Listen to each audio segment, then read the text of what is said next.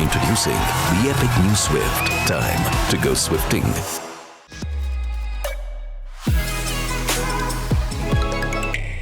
On the 21st of April, RCB fell to a one-run defeat in Kolkata, which saw them left with one win in 8 games.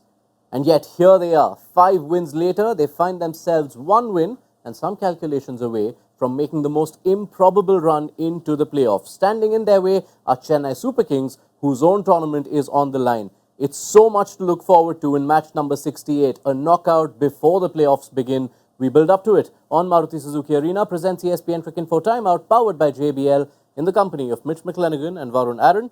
Varun Aaron, who said on Sunday that this is the game where everything will be decided, and so it will be. Yeah, yes. I think I'm getting a few extra points in our competition for that, for an outrageous pick. Sorry, but yeah, we can focus on that other points table, the IPL points table. But it had to come down to this. It was just like, it was written in the stars that something like this is going to happen. But I think RCB have to fight CSK and the weather gods as well. We just hope that it's a game tomorrow. But if there is any rain, which we're hearing there might be, if there was any stadium in India which could host a match after heavy rain, that's the Chinnaswamy. So we're going to see a really good match tomorrow. Yes, and that's what RCB fans are counting on, because if it is a washout, it will mean CSK go through. Yeah, absolutely. In these situations, you know, you've been in these situations that I guarantee you CSK won't be pressing to get the game underway very quickly. So it's going to be a battle of who's got the strongest captain, or previous captain perhaps. Yeah, the subplots are wild on this one. Who knows, it could be the last time we see Kohli versus Dhoni. No one's putting any bets on that though. But both these sides have changes to consider. RCB will now be without Will Jacks, who's been so instrumental in their turnaround through the second half of the campaign. You look at just how galvanized they've been as a batting unit since Jacks joined the party, which was only in the 6th game.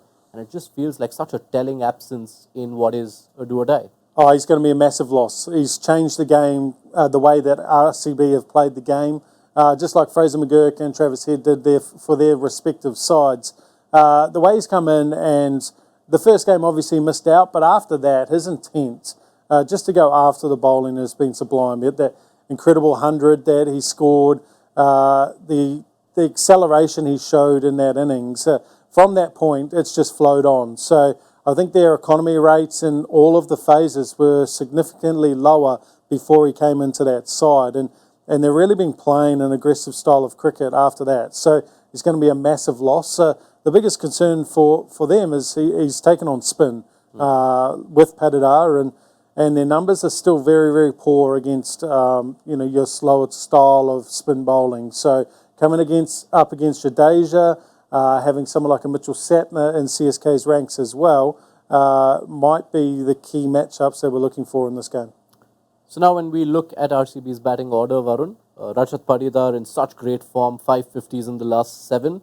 Do you move him to number 3, or do you consider Cameron Green slotting in at number 3? No, I think Cam Green should easily slot number 3 because that's where he's best suited at. Even if Will Jacks wasn't there, that would have been a good place for him to play. Patidar is comfortable at number 3 with the spinners coming in at that stage. They have to bowl spinners at that stage, and he's loving spin.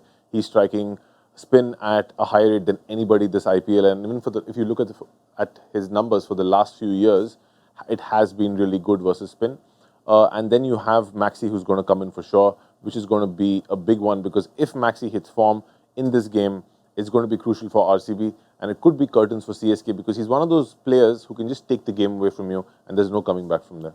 Now that if is perhaps an even bigger if than the weather, because you look at Maxwell and the kind of season he's had, it's just not worked out. Since he is the only viable replacement, how do RCB best utilize him? What are you hoping for as RCB? Yeah, it's a hugely tough question to answer, isn't it? I do agree with Varun that I think Cam Green will probably go up to number 3, but and that's because I think that's where Cam Green's best suited. But he's actually done a pretty good job in that middle order.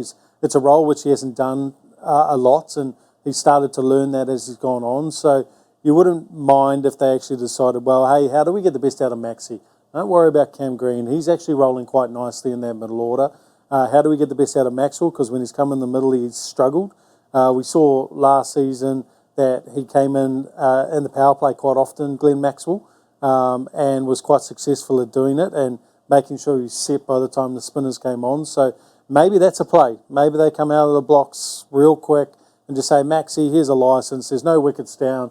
The game's not in any situation. You'll be one down. All we want you to do is create that momentum that Will Jacks made.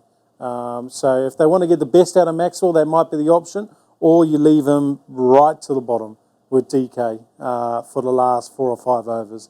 I just feel like he's struggled to find his tempo in that middle order, and what you want to do is take the pressure off him, either right at the top with an absolute licence, or right at the end where he knows where the bowling's going to be there or thereabouts. CSK will have their own changes to consider. It's been far from smooth sailing for them this season. They've said goodbye to Mustafizur Rahman and Matisha Pathirana earlier. They've now said bye to Moeen Ali as well, who's gone and linked up with the England squad.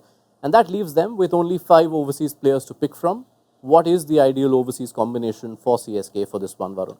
I think if they get somebody in, it could be Mitchell Santner, because like Mitch was speaking about their strike rates versus slow left arm spin, it is a bit low compared to any other bowling style. And Mitchell Santner gives them a lot of options. He could bowl up top, he could bowl in the middle. He's got a really good arm ball, and he can also bat, which is really important in these kind of games where it could go down to the wire.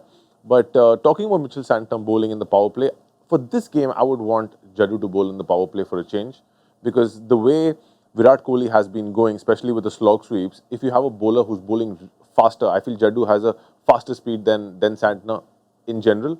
It's going to be really difficult for Virat to pull out that shot, and in general, over the years, Virat has been a little slow versus Jaddu. Yeah, all these options are on the table, right? Jaddu doesn't do it very often in the power play, but I understand what you're saying around that.